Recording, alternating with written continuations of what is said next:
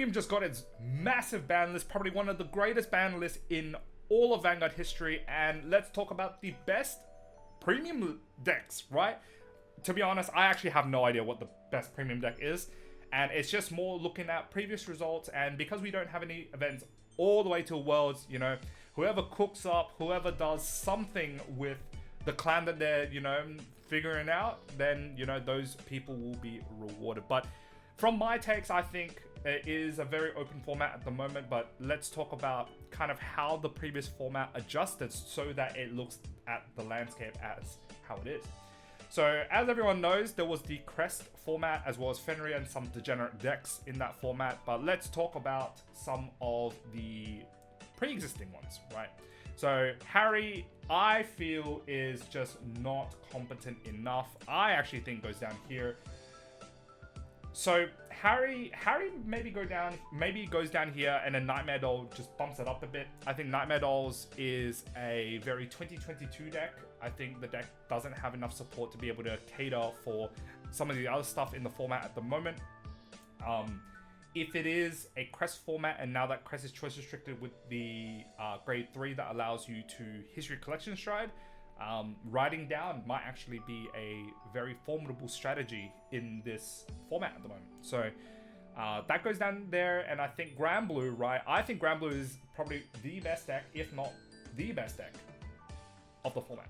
Like, the deck really didn't get hit, right? Previously to this, they had non-Crest and was only gated by Gridora and absolutely destroyed if Gridora never existed.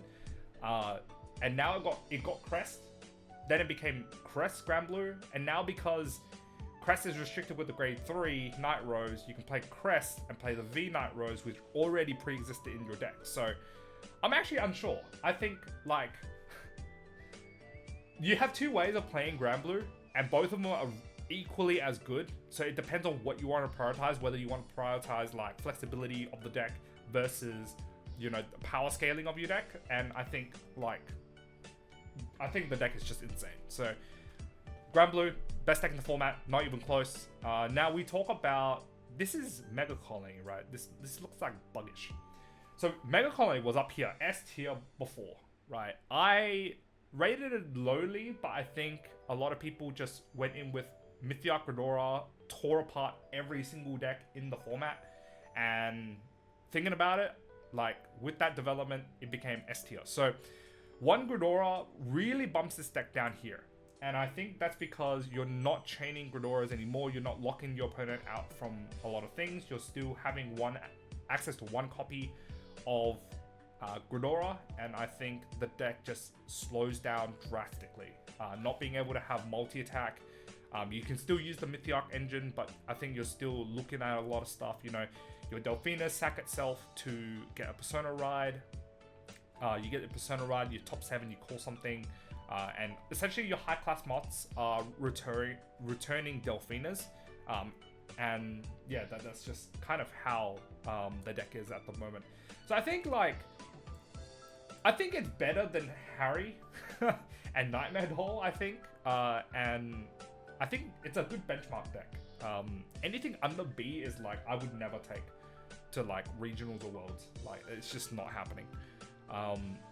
This is Golds? So Golds has what? Gurgit.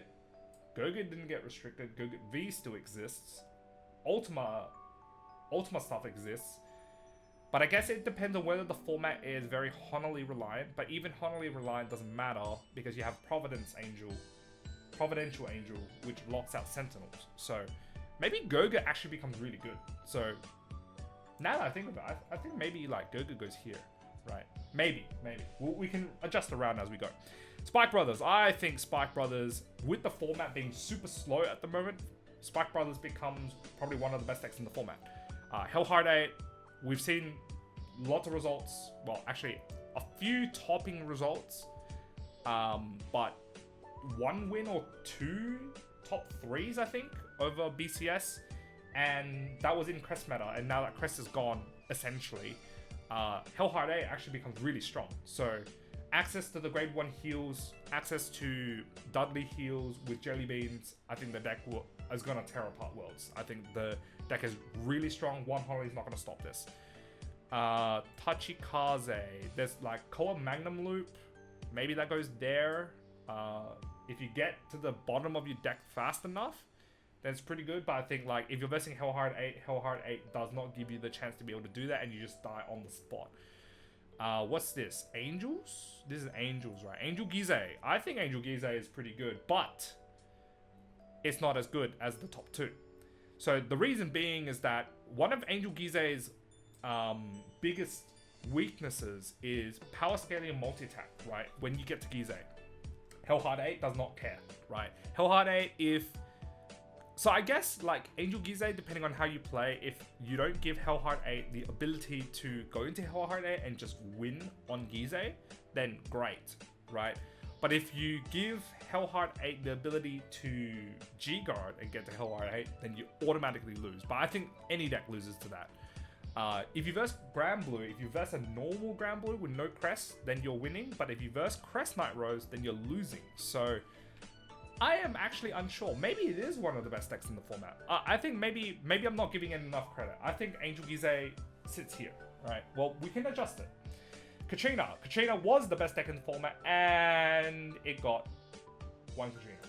And one Katrina is just not going to cut it, especially with how the format is at the moment. You can play Cecilia, I guess. You can play Musketeers.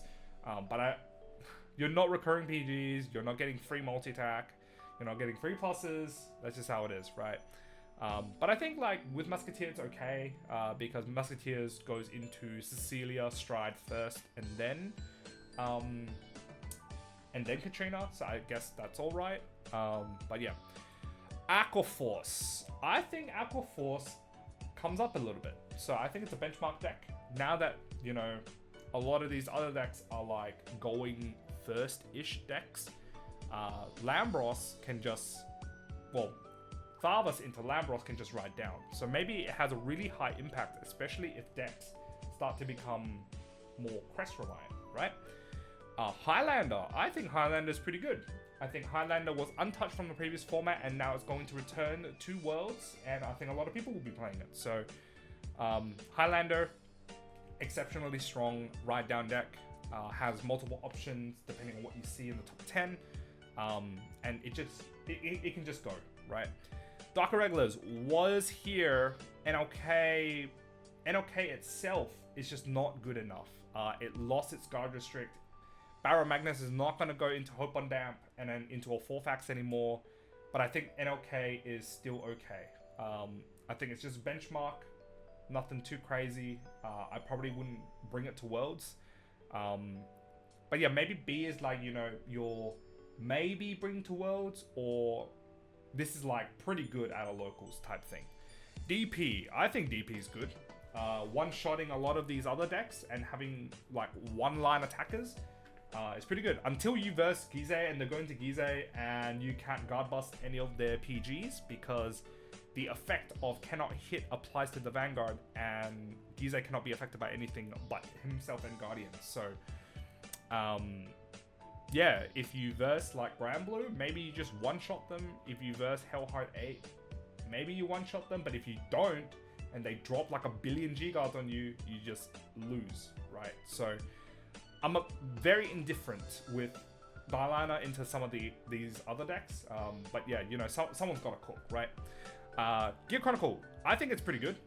With the Jets, no Crest, going to Time Reaper, riding down, then going to Steam Maiden, and then Steam Maiden going into all of your, you know, jumpers. So like, you know, your time, your TikTok workers, your upstreams, or you don't even use upstream anymore. You use like Melum.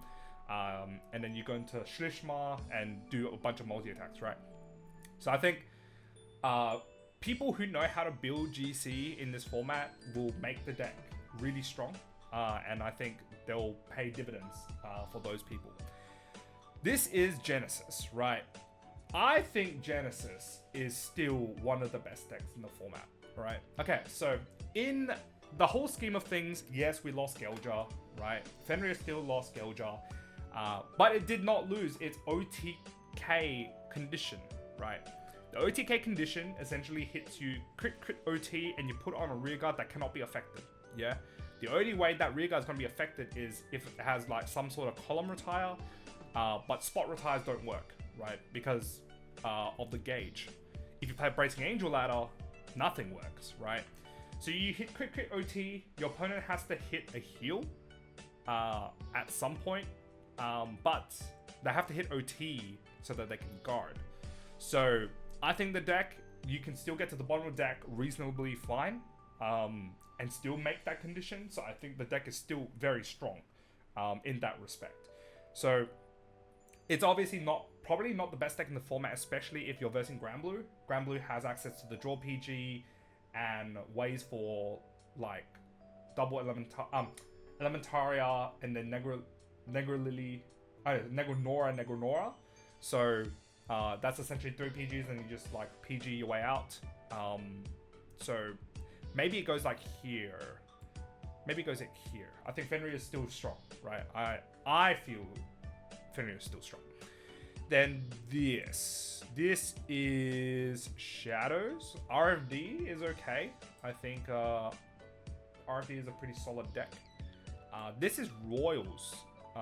Royals need some help. Oh, Jewel Knights? Yeah, maybe Jewel Knights goes there. OTT. I think OTT, in a slower format, OTT really shines. I think when OTT starts to go towards the bottom of the deck and then goes double Ichipopo and your opponent literally can't do anything, OTT is really good into Hellheart 8, right? Because you suddenly have like a bunch of Honolies and then you lock them out of their G-Guards so they can't Hellheart 8, which is their main win condition.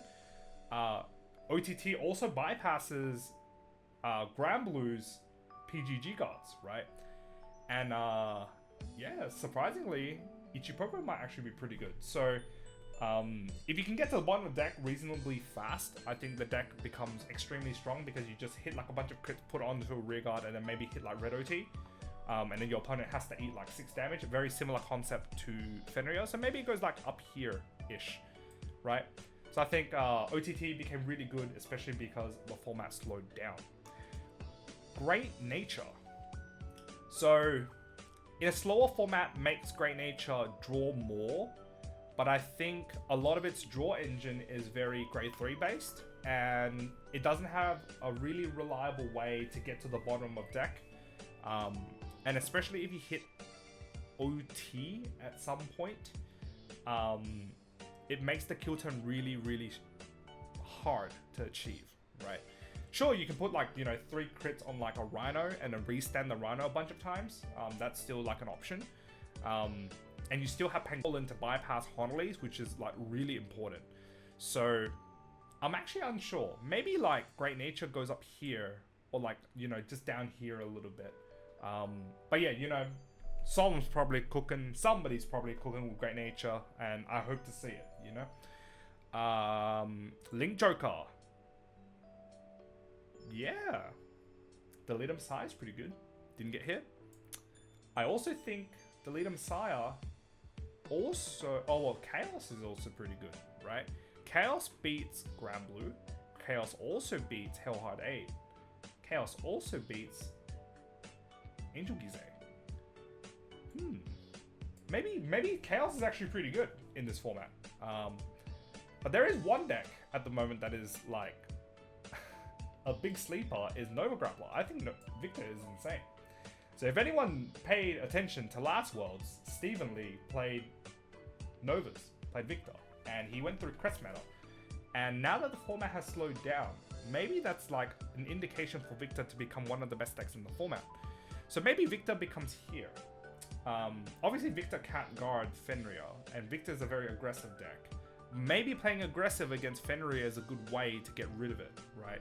Because if Fenrir doesn't have cards in their hand, then they can't get to the bottom of the deck reliably. So yeah, that's that. And then Erads. I think Erads is also a really good deck, right? It was down here before because Crest meta just absolutely put it out.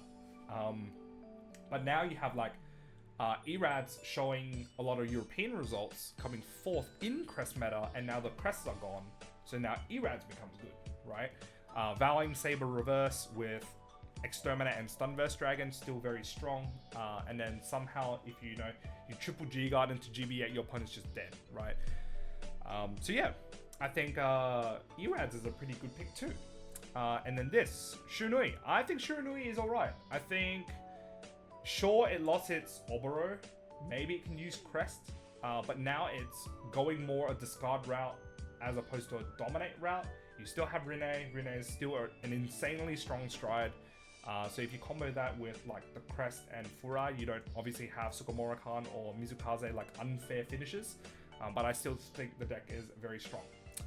Then I always mix this up. One of these guys is Kagero, right? I chose this as Kagero last time. I'm gonna choose this as Kagero now. Kagero has what? Overlord. That's about it. I think it's a very telegraphed deck. It kind of goes here, and then this is Murakumo. So Murakumo also goes. Oh, Murakumo goes down here. I don't think it has very viable decks, or if any decks at all. And I think this is pretty much what the meta landscape for premium is.